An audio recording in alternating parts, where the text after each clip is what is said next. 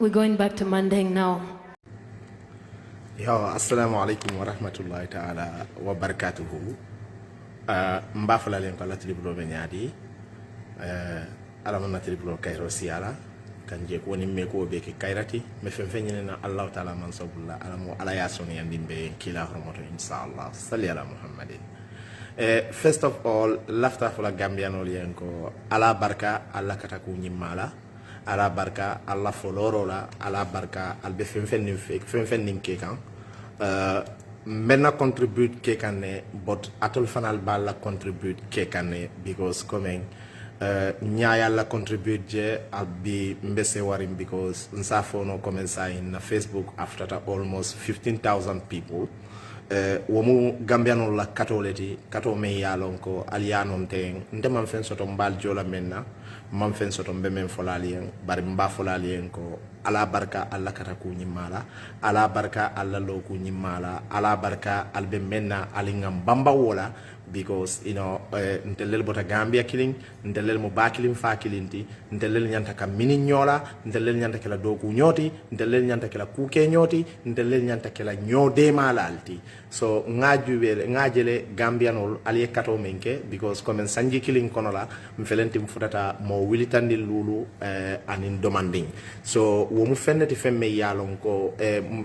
mo wilitandi nani nin demanding mfelenti sign na Facebook page ning afutata woleto which mean wo manke fendinti fembalo moti hanna tar misal kama mo tanda manne be follow kan barabe mu banku dineti they show you their collaboration e la collaboration o yitandila le ya yitandila ka foko komenko ibe menke kan they believe it and ibe menke kan fanan ilota kan woto mbadi Gambianolu alkana hakilifula soto silla baba la karola insha Allah any information coming alnita wala coming al promise nyame bring the starting of the Facebook page fokana be bitilo mento any information me yalonko abe dending kayti kuola abe dending luntangol la kuola abe dending tibabdu signala kuola ka lwa mel natindinte luntannala la karola insha Allah alwa a message o nyilu nte message soto ni wole be mol ma ko ila pour ka kayto soto ni wole be mol ma ko ila pour ka kayti soto silo son yandi molye ni wole be mol ma ko ila pour ka doku o keno nyim banko kan nte baba I do that contribute for the Gambians I don't ask nothing for exchange because exchange men nga soto wala mu comme atel katarinde follow ka nyamen wala mun tela exchange atel bulla alla joro mun te wolati al ka joro men kente wala mu comme al ka follow men kenna na programme la because niaje bi ntebe sila public nyato mbe kayti ko explain na mbe sila public nyato nalbe kachala is because of you Gambians are behind me wala yatin nandi nonte bi ntete sila tele Facebook o nyato kadi ya mwalien komen hansani kayti ku ko nyinomu ngatla wala kachala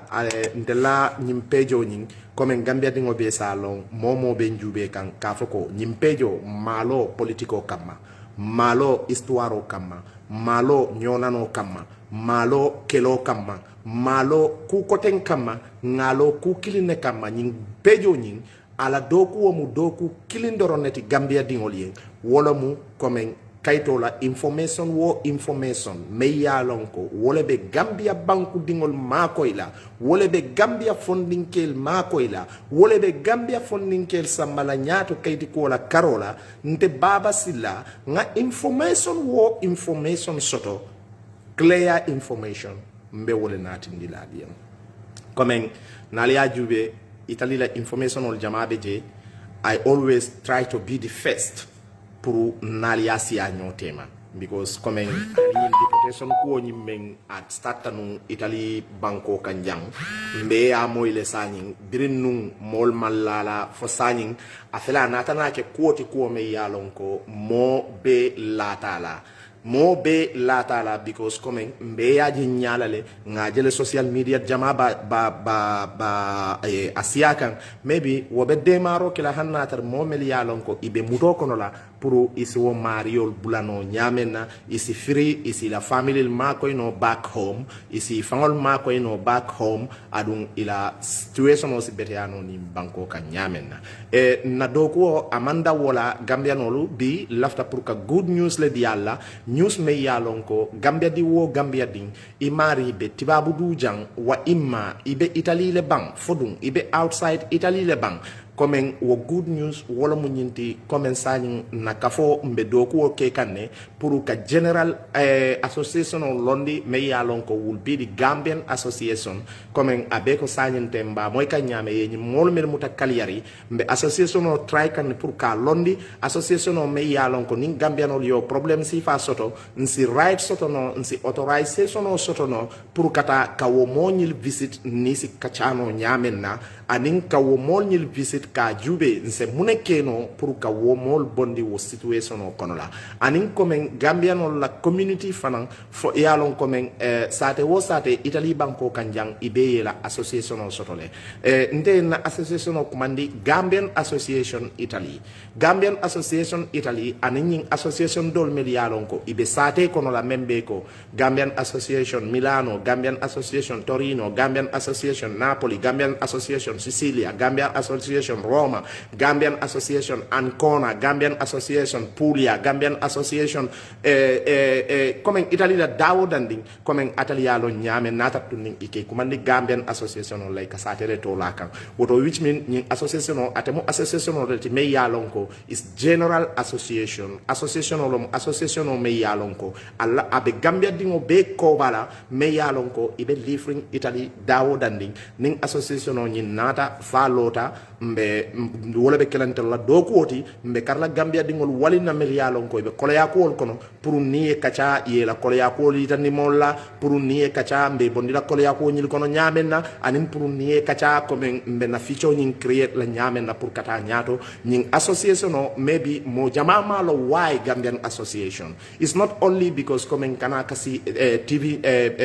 camera nyato na le tar kachala katara folalien ko kayti ko betene abe kerintene abe sairintene comme mbe alone nyin association o ala objective manke wo damangoti pour kadiamu kayti ko damanna because ayatarle nu bril last year ning Gambian ol be do ko wala duma Gambiano melialon ko comme e fanal lafta pour ka collaborate pour nga nyoma ko e pour ka Gambiano ma ko no nyamenna kayti ko wala karola ani melialon ko comme ni be muto kono la maybe i nyanta ka wo mol deport Gambia comme nsi lono nyamenna pour ka wo mol la right fight pour ka wo mol bondi condition kono la condition o melialon ko i manyan katara wo condition kono la bari amanda wala hansani mbe campaign fananale campaign melialon ko abe dending nyinela comme momo e lafta pour ka contribute mbadin Gambianol momo lafta pour ka contribute nimme ye 1 euro le no bang nimme ye 2 euro le no bang nimme ye 3 euro le no bang nimme ye 5 euro le no bang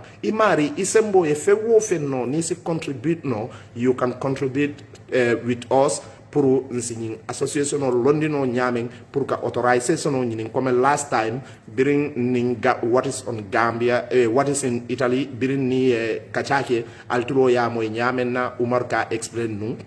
the same thing nomu mbe programme o nyine noma pour mba londino la nyamen na but still now we need more collaboration from you Gambians comme mbal nyinin ka kambenna wala mu nyindi momo natar misal kama imari ise participate no pour mbeñin campagne men ke kan pour ka fond do ñinin ka mol bulla moy bulo benta memma femman do ya man jutu fenna femman do ya ante jutu la fenna fana momo ye transo dundi je iman traso dundi je pour mo kote na ko kan ima dundi je pour ntel la ko kan bari ya dundi je le pour ka Gambia la right fight ya dundi je le pour ka Gambia youth sol makoy ya dundi je le pour ka mol makoy momel ya lon ko ibe kola ya ko kono la comme bi ñin situation o me ya lon ko abe laring Italy nata tuning general association o bembulla me yalon ko amanke sate association oti nata tuning general association o bembulla comme mba mbening association o men create ko to ninga create form pareta wo be kala association o leti nim mo yalon ko Gambia dingolom hani e problème o soto for romale ndel lañ association o mbe loyal soto tale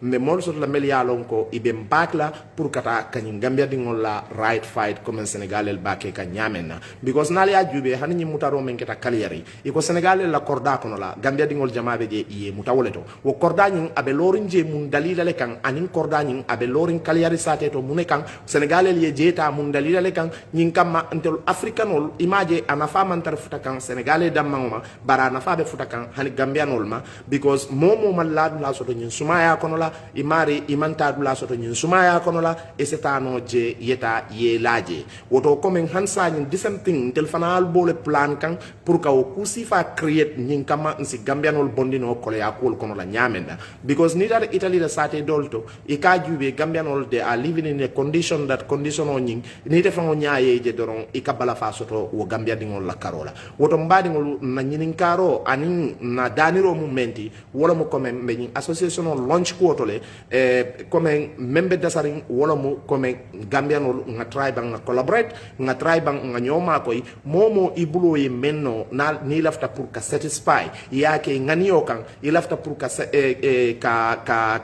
contribute ke la contribute ke for the Gambians ibulo ye 1 euro le nomba ibulo ye 2 euro le nomba ibulo ye 10 euro le nomba ibulo ye 5 euro le nomba na sa no nga kafu nyoma pour nga ni association o nyin nga londino nyamenna because lafta lines no lella lines no me yalon ko abe mol alawla anabe mol authorized la pour comme natre misal kam lafta pour ka demonstrate for the name of Gambian citizens mel yalon ko ibe living Italy this demonstration o keno but with name of the association ibaje la comme ko be authorization o soto no nyamenna from the prefectura woto Gambianolu alla do ko be beteyaring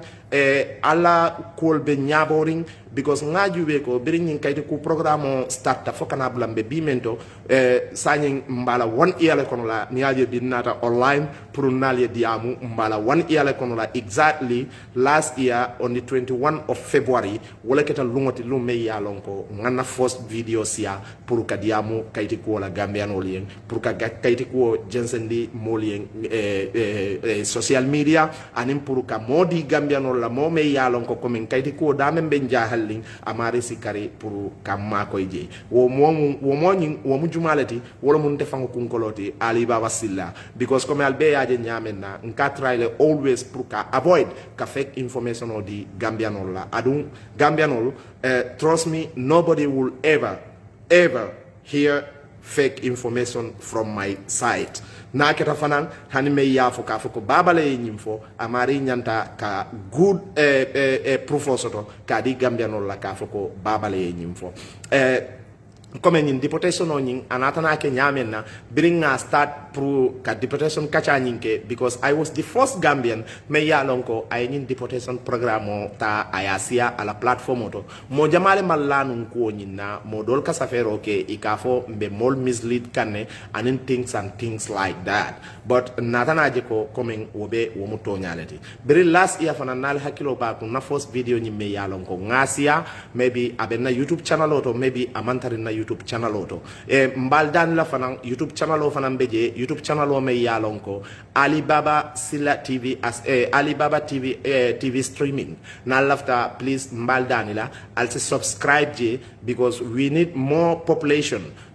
because what TV channel of anambena kala channel or channel o me yalonko it will be part of this association ibaje la comme video nyamabe je me yalonko ntasiano la Facebook maybe wala ntenano la Facebook live wala ntasiano la Instagram mba trailer mba siano la wo YouTube channel o me yalonko wolomu by this time ala name mu Alibaba TV streaming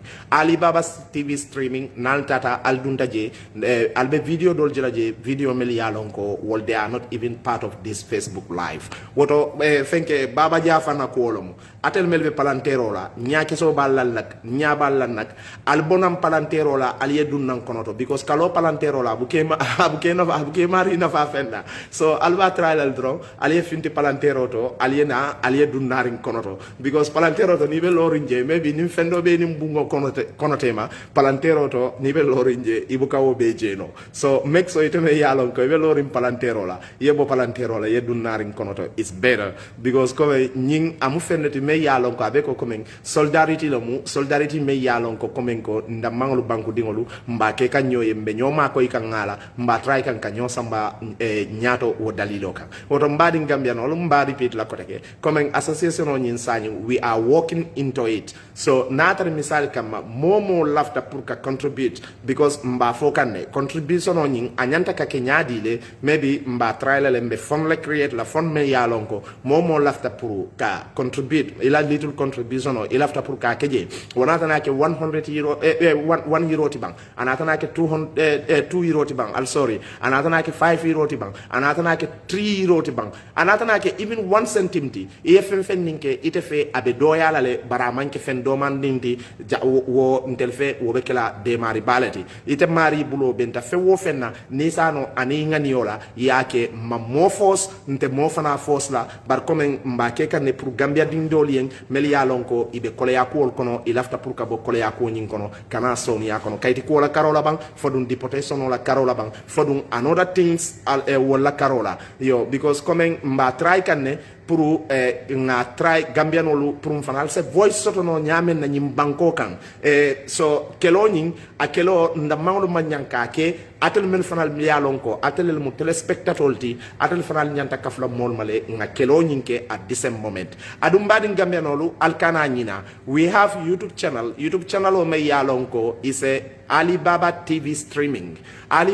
streaming naltata nal duntaje albe ku jamala jilaje me yalon ko maybe wol dolbe je wol mantara Facebook woto mbadin gambianolu alinga try nga ko nyi muta nyofe alinga try nga lo nyofe alinga try nga nyoma koy because mbe bi mento bi gambianolu nakuo abe karadola abala fabe waraling karadola abe cooling karado fanana alhamdulillah rabbil alamin woto ku membe wonya hansani iko so ka bor nyaawo nyanding ikala fa busola le pour ala borosi kafno nyamenna alballa do ko lele alballa kata ko la alballa ko kekan bot hansani alinga akafu alinga try nga na right nyim fight alinga try nga ko londi ko me yalon ko wolebe kala ndella sama nafati because bi mbe membe kekan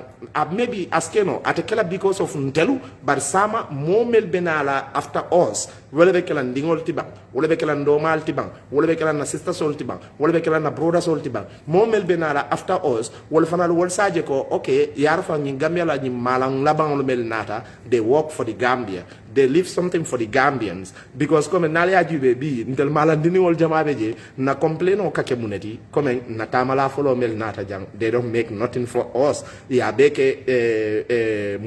patileti ya beke kodidomoleti ya beke kodiba nyinineti anento dia nyinin so imam fokol ke molye so nim malla fi momel benala yelantel kan wol fanal ye disemtim fo so ngamrentel fanal nyanta ka jube nga fen create fe me yalonko abe lola for last time out ye Gambia dingo mena sango fo me yalon ko banta mol manna fon sotono pour ka Gambia dingo nyina fureta ka ki ala family wo fambe mu fende fe me yalon ko abala fa sembo warta bake woto natal misal kam nyin association sifa be loring association o me yalon ko amanke komen ko satela association olum bar komen Gambia dingo fembe Italy Gambia dingo be Italy sate o dawo danding jebe nundi ne bang jebe lankene marine ne bang e Gambia dingo be dawo danding association o be kala association oleti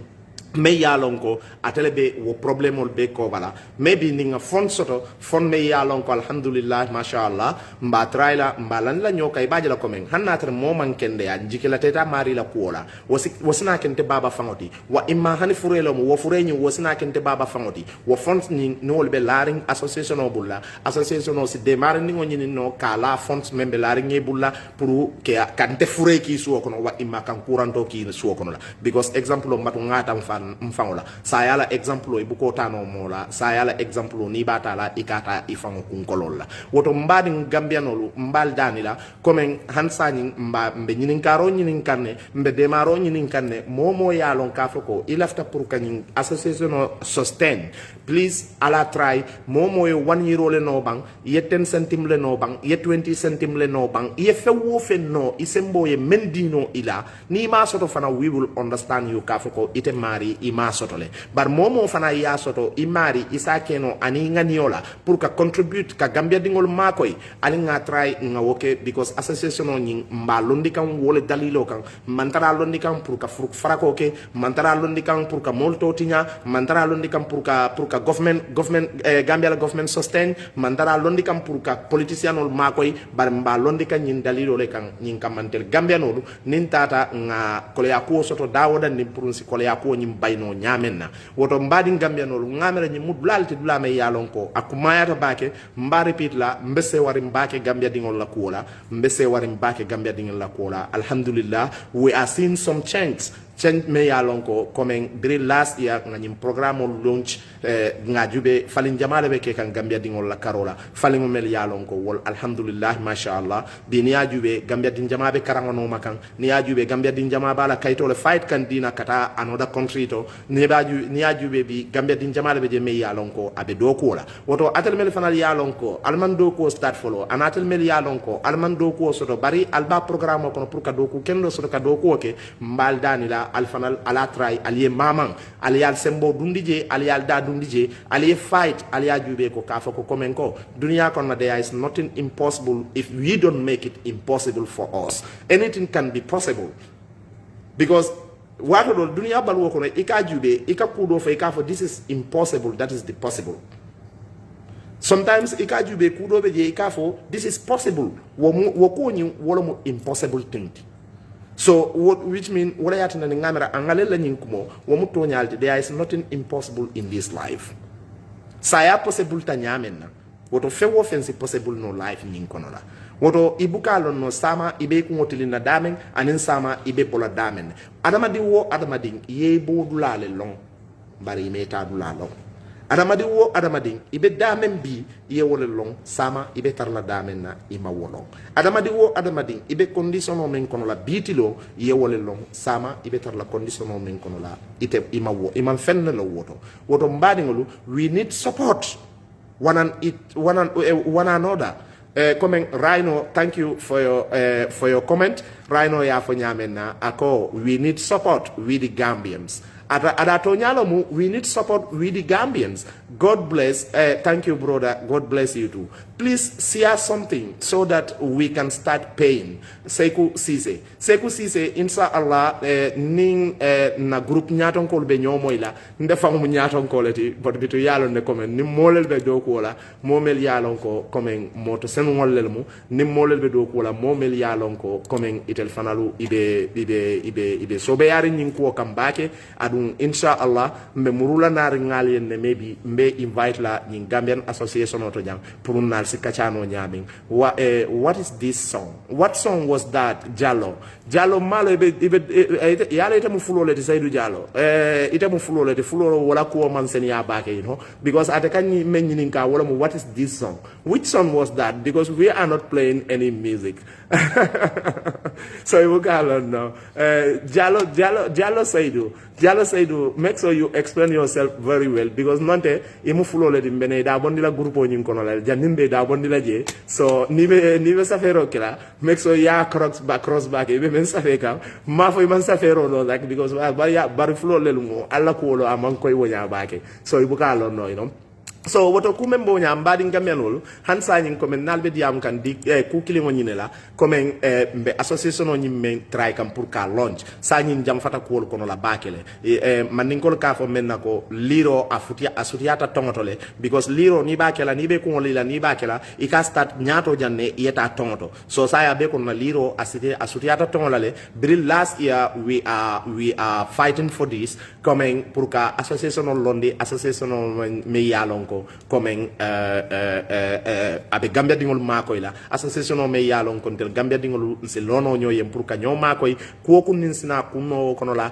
association o nyin men keta kairoti bang men natana ke kairo tanati bang abe se kunno association o nyin kono la comme nga fale nyamen abala fa warta num bake Gambia dingo mem banta num Italy jang after mol man na fon sotono pour kala freki no Gambia akena anatana ke kuleti ko me yalon ko amanyi nya fereng anatana ke kuleti ko me yalon ko aniku ya sembo warta so wo be yatin nandi wo be hobdin tella wo kola fanan ay mol motivate pour nga nyin association on londi in anyhow anatana ke nyawo nyandi pour nga association on nyin londi association on nyin sike authorization association on me yalon ko association on nyin it will be authorized by the Italian government and it will be authorized by Gambian government will be known by Italian government will be known by Gambian government atakela association on me yalon ko katara nene kan association on nyin kono la amanke wo association sifati nyimu association on me yalon ko mba lonchi kan dalilo men ka wolo munyinti maybe Gambia dingo mankende ya njikila tera la kuola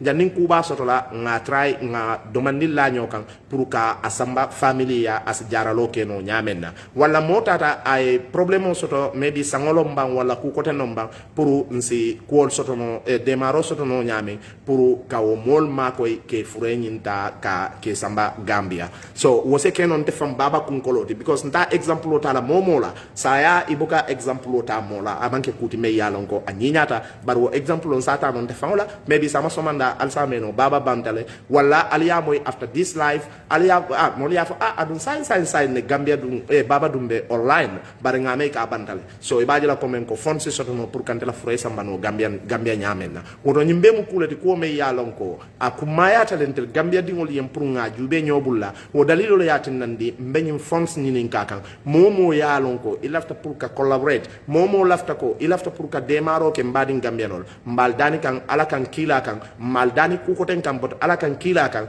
momo ye ko kuninke yake ani nganiola ala tala manso wala ke jo ite mari inganiola woto momo bulo benta menti anatana ke 20 centim leti bang anatana ke 50 centim leti bang anatana ke 1 euro leti bang anatana ke 2 euro leti bang anatana ke 3 euro leti bang anatana ke 5 euro leti bang wo man fe bondi te mari bala nama kafu ata talala imari bala so nim momo lafta pour ka contribute on this thing please let us give hands to each other we contribute on it nga try pour ka association on londi association on me yalon ko atekela just like association like that but abekela association on leti me yalon ko abe Gambia dingo be kovala me yalon ko we are living in Europe here and believing Italy sate kono la jang association on nyimbe kala wo association sifaleti me yalon ko ate lola fenna na manke pour ka Gambia no la right fight ate lola fenna pour ka tambi Gambia no nyato ke hanyindis lokan katambi Gambia no nyato ke dandang pour ye futay tadula so mbole try kan please mbal danila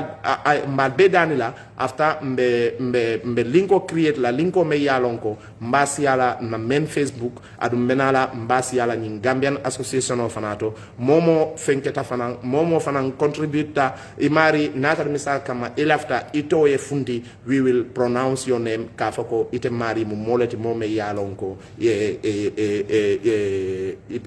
la collaboration okele natar misal kama imari you want to remain private you want to remain anonymous so mbe o fanakila le mbe mari bulala as anonymous so natar misal kama imari you want to be presented you want to show that you give your contribution it's always normal mo yalon ka fako ite mo molet mo me yalon ko yela contributed di Gambianol lale pour ka Gambianol ma ko sama si beteyano nyamena bro I am very sorry to tell you this talk about deporting Ibra Kulubali nyintiri deso mume be kono la mbe kachakan deportation problem la mamela malo fete kam la live normal bang wala fonu mo kutolo muiti live nyin kono la bang mam fello woto but nyin deso mume be kono la janimbe live dam talan kadiamu deportation ole follow la I will be happy to be part of that association I was part of a very big association in France we used to visit prisons hospitals hospital questuras wherever our brothers and sisters are. Thank you very much, Gasama Lamino. la gasama lamino comme tel fa lañu association o lafta kilo association o leti big association o me yalon ko comme nin gambiano e problème o soto dawada nin prison to bang hospital to bang courant la karola bang anin fen na karola nin association o si lono pour kata kawo mol ma ko no nyamenna anin kawo mol je pour ni la famille si communicate no nyamenna pour ka maril la condition o nyim betani no nyamenna association o nyin na lodula fang abe ke kan woleti pour si mol visit no prison to nyamenna si mol visit no deportation camp to nyamenna si mol visit no hospital to nyamenna pour que maril ma ko pour hospital expenditure la because kurandol be jammol ika jarale free ni nyin testera sanitaria soto wala mu jumati mbena wo testera sanitaria le itandila la albe nyabaji la by this time adu ngara na be mo jamale bulla mo jama ya lon comme codice fiscale but italiano la language to jamaka commande fanan comme testera sanitaria o testera sanitaria wala mu nyinti adol beje modol beje wol ka buluri ngole soto modol beje wol kala nyin kola le soto because nyin kola ate mu kola le kola me yalongo is a forever because ate among expire debt soto every 5 years ikatela kato nyin da mangole faling but among expire debt soto adun abuka expire fana so woto mbadi gambia nolu hansani mbe lori ngali e wala modosi kurando soto no nyinke kovale because nyimui la life insurance nyimui la healthy insurance let Italy la government ka healthy insurance mentila but nyimu kaitol ti kaitol men fanan alnya bala ten nyin akumaya ta kaiti jamalati Italy banko kanjang because itata dawodandi hanna tar kaiti sobe be bulla ID card be bulla ya present gladol beje ninyinte bulo kono la ila ID card ni la permesso di soggiorno amanna fasoto woto nyim famu kaitol ti kaito me ya lonko is something very important because ngamera nyin abetar la gambianol jamale bulla imaje commenter fulale be bulla nyino munna all one on nyinti me ya lonko 6 years ago abe bulo kono so nyino mu kotamati me ya lonko ye kato nyin renew because kato nyin akatinyale wala kana every 5 years aliyaje la be mu kolele fangoti so every 5 years ika falinne bari among expire date soto buluringo nyin nali ajube abe momo bulla you will see the expire date but nyin jamba kero nyin abe momo bulla ite expire date jelabala woto mbadi ngolu komen hansa nyin danir nyin kar kilin nomu pour ka collaborate with Gambian Association nyin Gambian Association o komen a lota dalido men kam bi nata ka wala explainalie mun ya nata pour ka explainalie because Gambian olu ngajube ko you people you are collaborating too much you are doing a lot for our community because ngajube sanyin ni ajube nyin Gambian Association is almost to 20,000 people because we are already 14,900 people me yalonko wolelde association o nyim folo kan adun sanyin komen ngana wetale ngana silotale ngana decision o tale pour ka association o nyin pour ka ke recognize association oti in the Italian government abe keno la nyadile because komen sanyin mbe funds la nyin kakan pour Gambia dingol momo me yalonko imu Gambia no leti ise femfen ni noje waketa ero kilinati bang aketa ero fulaleti bang aketa ero sabaleti bang aketa ero nan leti bang aketa ero luleti wote fem bondilete mari la life la because ibake kane pour ka Gambia no makoy so lafta pour funds mbenaka wole nyin kakan momo nyaaje ise donate menkeno you can do your donate for the association ibaje la komenko nsi document work nyin nsa continue no nyamen pour ka Gambia no makoy because Gambianol aliya kata bakele to nyala ntebe na doku wala mbake kan Gambianol le dien but Gambianol atelier doku men kente yen nteta tel jono la wala adunta fono la yewo fanana abarka sei un grande fratello bro I am in France how can I join in that association wala mu Starkey B Mane inshallah after mbenala janne comme ni momel ba ko kono la mbenala le online mbe kachala ko nyina ning Allah taala manso kitala they give membership card to all those who paid the contribution yeah this is it our membership card ning the same thing comme me mento avec la association o me yalonko it will be one of the biggest association for the Gambians in Italy here yo okay ni mari wolomo Gaza mise Gaza mise ntafanan Gaza mise nak please can you send me your WhatsApp number na WhatsApp number ali Dawuda Jube alba jelaje Facebook ko kono la jang nim page o fan kono la specially ate bannaje so mbadi gambianolu lafta menna wala munyindi comment ali préparer because comme mfanal ben préparer ka nyamen pour ka gambianol makoy men préparer ka nyamen pour ka lo gambianol yen he mbemba ganis we are ready ki mbemba ganis ni mbara de ni mbara de Jallo Seydou te kana comment ko te because ngamira ko I kontongo be nyamen ite mu fulole adum fulako na ko mandi ante especially Gambia fulol you know ibuka no Gambia fulol wol batata le you know batata foy male be batata nyamen you know ali nga commentol jube do manding Alhaji Jammeh ko that is true my brother but we never talk about our own stupidity always have someone or something to blame womuto nyaleti menketa mbadingola commentoti menketa Alhaji Jammeh ko Gambianolu mam fen soto mem fola bari na stupidity la karola bari se mem fono doron wolo mu komen kadol blame bi mantare blaming na adunte mo fana blame la because we don't have right to blame nobody but comme mbe menno ma wolo mu nyintel Gambianolu nyantale ka change soto ntel Gambianolu nyantale ka falling ntel Gambianolu nyantale ka jube banku koten Rhino thank you very much Rhino felentinding ayena number siya sign nimmel lafta pour ka number nyinta in the comment you can take the number from the comment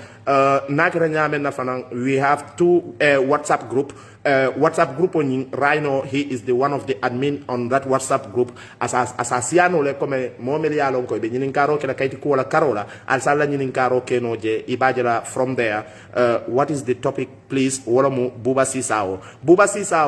comme topic o momenti wala mu comme signing mparete le pour Gambian association on pour ka register into the Italian government so that we could be well recognized in Italian law adang laftakala association me yalonko coming it will be the principal association in Italy for the Gambians name member me yalonko atebe kala Gambia la principal association oti pour Gambia dingolu ibe hospital to dawodan di nibe bata ko kono laje wa imma Gambia dingolu nibe prison kono wala nyindi protection men kaf keno pour association o nyin se rights to no nyamenna pour kata kawo mol visit ni kacha ngalong ila sula ko ni la jahali ko ni la bata ko momenti pour kawolon no ka funtindi into the public pour nsi idemano menna so comme topic o momenti wala mu nyinti comme mbe fonds la nyinin kan momo yalon comme il after pour ka contribute into this mo force mbe menke kan wala mu ka Gambia dingol nyinin ka alla ngani yo kono la ali fen ni sotono wonata na ke ero clineti bang aketa ero fulaleti bang aketa ero sabaleti bang aketa ero nan leti bang aketa ero luleti bang mamiro be fen falinda mola live la pour y mare si contribute no nyamen kantel fanal makoy pour ka documentation o nyil doku pour ka Gambia association o nyin ka londi ka ke association o me yalonko sama avec rentel Gambianol yen nafa koti yo first of all comme mbemol sotlale mbemel invite la maybe at kela biti but Friday me yalonko akana insha Allah ya rabbi mbemo nani konto invite la le mo nano me yalonko wall they will be the fundamental people for this topic you know insha Allah wo mol fanal benala le ibala ibela mirayal folaje wala mu alkaline suwane say thank you bro may Allah help you. And what is guy? That is guy topic. Ala barka bake. Akira nyame komen hansaning nga comment so dol juwe sister good afternoon my brother wala mu rahmatullahi bayo sister inimbara ifanang abarka bake tilibulo be nyaadi le ikema dum ani dimmal kortona watanade akira famoti le nak sister ni mari wo mari ko try you have respect very good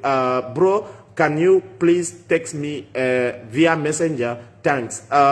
Fadara inshallah ya rabbi maybe nimpareta live la wat me fero mu me be kelale mbe contact la nyamena nge contact in that way. Alhaji Jammeh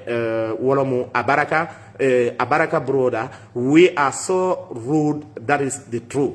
wo muto nyalati nak but yalo no comme by this time thing we comme mantari wo problemo kono la because comme to nyala wo be gambiano la problemo lati na problemo lo mo problemo me yalon ko asa asembo warta bakela servi ton numéro de téléphone, Ousmane Soumaré. Ousmane Soumaré, pas de problème. Je vais t'envoyer mon numéro de téléphone dès que j'ai fini avec cette live. Quand je finis, je t'envoyer mon numéro, pas de problème. Ne t'inquiète pas, mon frère. Merci beaucoup. Hansaning Alinga continue. The Gambian government doesn't sign any deportation with Italian government. Those 13 persons are failed into the problem which many fail to understand. No, na broda ngamira Suleiman Abu Hamza Sanyang. Suleiman Abu Hamza Sanyang o imantar livring Italy o ibe news men so ka news me yalonko amankoy imabake wala news ni manseni imabake bora try yefang inform because ngamol so to le mel yalonko wala yako sedia me ngamol so to le fana mel yalonko ibo mo tanin sabo kono la mel yalonko ye muta ye mol mel bula wo mol kono la wo mol beje mel yalonko ni diamuta adun ya fo nyale the same thing comme costura italiano la police ya sa fait la website auto nyamen na the same thing